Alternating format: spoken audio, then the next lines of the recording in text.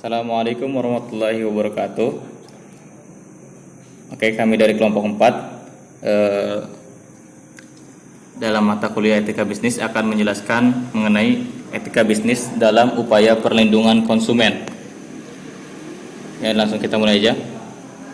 Pengertian konsumen. Menurut Sri Handayani, konsumen secara harfiah berarti seseorang yang membeli barang atau menggunakan jasa, atau seseorang atau sesuatu perusahaan yang membeli barang tertentu atau menggunakan jasa tertentu juga, sesuatu atau seseorang yang menggunakan suatu persediaan atau sejumlah barang. Istilah konsumen sering diartikan sebagai dua jenis konsumen, yaitu konsumen individu dan konsumen organisasi. Konsumen individu membeli barang atau jasa untuk digunakan sendiri, misalnya membeli pakaian, sepatu, sabun, TV, dan lain-lain. Dalam konteks barang dan jasa yang dibeli kemudian digunakan langsung oleh individu, sering disebut juga sebagai pemakai akhir atau konsumen akhir. Jenis kedua adalah konsumen organisasi, yaitu meliputi organisasi bisnis, yayasan, lembaga sosial, dan lain-lain. Semua jenis organisasi ini harus membeli produk, peralatan, dan jasa-jasa lainnya untuk menjalankan seluruh kegiatan organisasinya. Dalam Undang-Undang Nomor 8 Tahun 1999 tentang Perlindungan Konsumen mendefinisikan konsumen sebagai setiap orang pemakai barang atau jasa yang tersedia dalam masyarakat, baik bagi kepentingan diri sendiri, keluarga, orang lain maupun makhluk hidup lain, dan tidak untuk diperdagangkan. Pada intinya, pengertian dari konsumen adalah setiap orang yang memakai barang atau jasa yang tersedia dalam masyarakat dengan maksud untuk memenuhi kebutuhan hidupnya maupun untuk berbagai kepentingan tanpa memperdagangkannya kembali. Pasar dan perlindungan konsumen.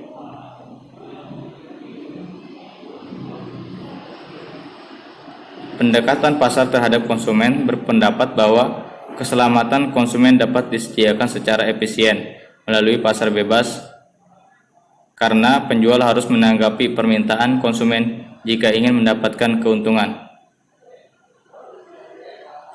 Dalam sebuah penelitian menunjukkan bahwa setiap tahun ada lebih dari 500.000 cedera yang membutuhkan perawatan rumah sakit yang menimpa anak-anak dan orang dewasa yang diakibatkan karena menggunakan mainan, peralatan rumah tangga, cedera non-fatal akibat kecelakaan kendaraan bermotor pada tahun 2009 mencapai rata-rata 51.000 orang setiap minggu, dan kematian rata-rata lebih dari 9 orang per hari.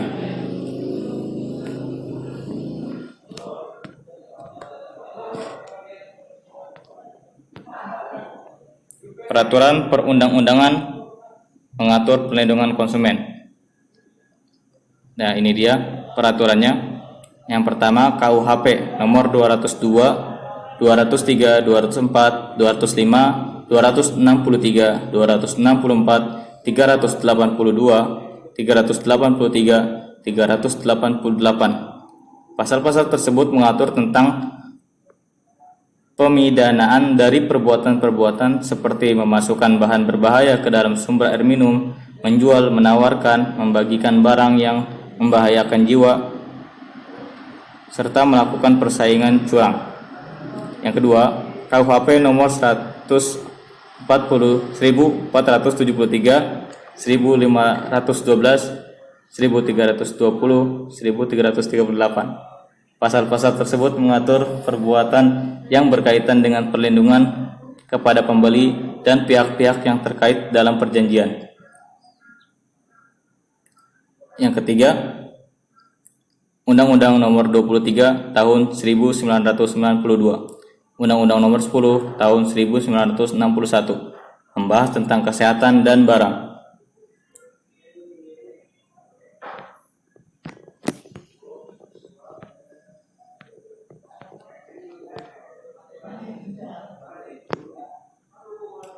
Tujuan dari disusunnya undang-undang.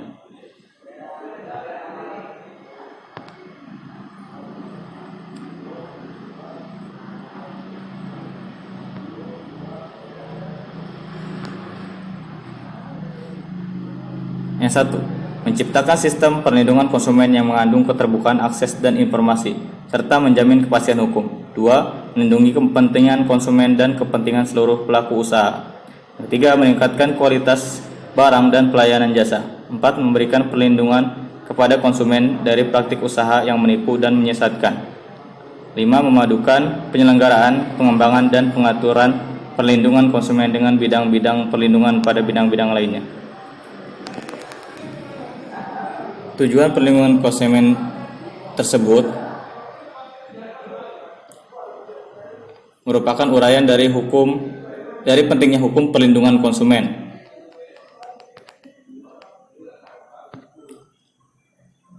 Selanjutnya, hak kewajiban konsumen.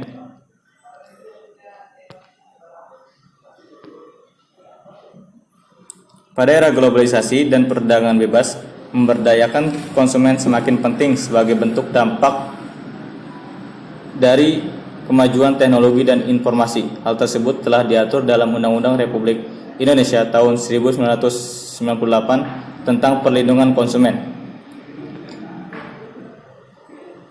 Hak-hak tersebut diantaranya: 1. Hak atas informasi. 2. Hak yang diatur undang-undang. 3. Hak kompensasi. 4. Hak berpendapat. 5. Hak memilih. 6. Hak kenyamanan. 7. Yaitu hak advokasi.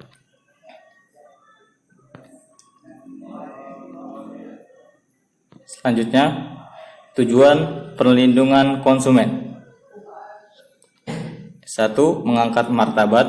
2. Memperdayakan konsumen. 3. Menciptakan sistem perlindungan. 4. Meningkatkan kualitas. 5. Menumbuhkan kesadaran. 6. Meningkatkan kesadaran.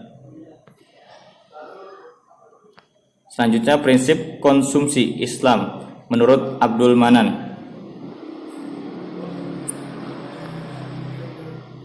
Menurut Abdul Manan terdapat 5 prinsip konsumsi. Di antaranya prinsip keadilan. Maksud dari prinsip keadilan yaitu mencari rezeki seseorang harus dengan cara yang halal dan tidak dilarang hukum, seperti yang diterangkan dalam Al-Quran ayat 168.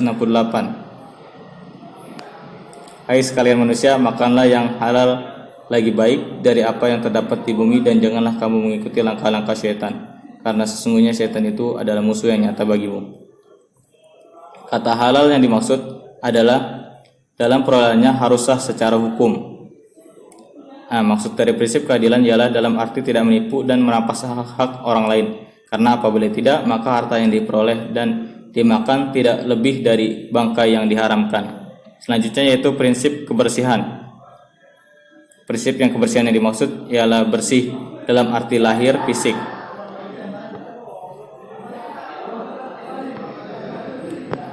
Selanjutnya yaitu prinsip kesederhanaan. Prinsip kesederhanaan menekankan agar dalam mengkonsumsi makanan dan minuman tidak secara berlebih-lebihan. Hal ini diperjelas dengan firman-Nya, "Hai anak Adam, pakailah pakaianmu yang indah di setiap memasuki masjid, makan dan minumlah dan janganlah berlebih-lebihan. Sesungguhnya Allah tidak menyukai orang-orang yang berlebih-lebihan." Selanjutnya yaitu prinsip kemurahan hati. Dalam prinsip ini mengajarkan tentang berbagi kepada sesama makhluk hidup. Selanjutnya yaitu prinsip moralitas. Berakhlak dalam ajaran Islam tidak hanya ditujukan pada sesama manusia, tetapi juga kepada diri sendiri, lingkungan sekitar, dan terlebih terhadap Tuhan sekalipun. Prinsip moralitas merupakan prakondisi ketaatan bagi para pelaku bisnis pada hukum yang berlaku. Selanjutnya yaitu contoh kasus. Pertama yaitu penggunaan formalin pada ikan asin. 20 sampel dari 3 jenis ikan asin yang ada di pasar tradisional di kota Yogyakarta, yaitu ikan jambal, teri nasi, dan teri kering, terbukti mengandung formalin yang cukup tinggi. Hal ini terlihat dari hasil pengecekan yang dilakukan Stasiun Karantina Ikan Pengendalian Mutu atau KIPM kelas 1 Yogyakarta di Pasar Beringharjo, Yogyakarta. Semua produk olahan dari 3 jenis ini terbukti mengandung formalin. Dari uji laboratorium diketahui kandungan formalin mencapai 100 ppm pada 3 produknya olahan tersebut, yang artinya setiap 1 kg olahan ikan asin terdapat 1 mg kandungan formalin. Larangan penggunaan formalin sendiri terdapat pada Peraturan Menteri Kesehatan Nomor 33 Tahun 2012. Penggunaan formalin bisa menimbulkan dampak serius pada kesehatan. Penggunaan dalam jangka panjang dapat berefek pada pencernaan hingga menimbulkan kanker. Para pedagang diharapkan untuk berhati-hati menjual dagangannya. Para konsumen juga harus mengerti akan bahayanya obat kimia tersebut, sehingga pedagang tidak lagi menjual dagangan yang mengandung formalin. Ikan asin yang tidak mengandung formalin itu sering dikerubuti lalat, sedangkan yang mengandung formalin dijauhi lalat. Bau ikan asin yang tidak berformalin lebih amis. Nah, kesimpulannya, berdasarkan pembahasan di atas, maka kami menyimpulkan bahwa hingga saat ini perlindungan konsumen masih menjadi hal yang harus diperhatikan. Konsumen sering kali dirugikan dengan pelanggaran-pelanggaran oleh produsen atau penjual. Pelanggaran-pelanggaran yang terjadi saat ini bukan hanya pelanggaran dalam skala kecil, namun sudah tergolong ke dalam skala besar. Dalam hal ini seharusnya pemerintah lebih siap dalam mengambil tindakan. Pemerintah harus segera menangani masalah ini sebelum akhirnya merubah semua konsumen harus menanggung kerugian yang lebih berat akibat efek samping dari tidak adanya perlindungan konsumen atau jaminan terhadap konsumen. Terima kasih atas perhatiannya. Mohon maaf bila ada kata-kata yang salah. Assalamualaikum warahmatullahi wabarakatuh.